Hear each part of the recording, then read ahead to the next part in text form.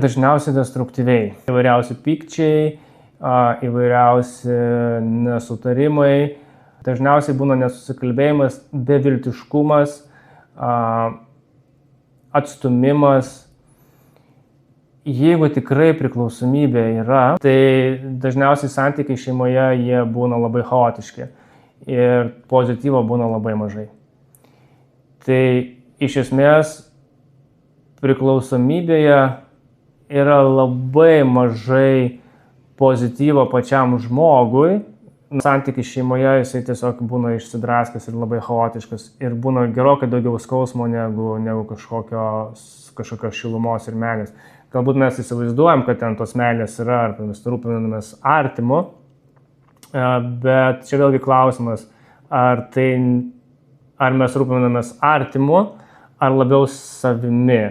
Ir tada bandom kontroliuoti artimą, kad mes patys jaustumės ramiau. Tai čia toks dviprasmiškas iš tikrųjų klausimas ir atsakymas.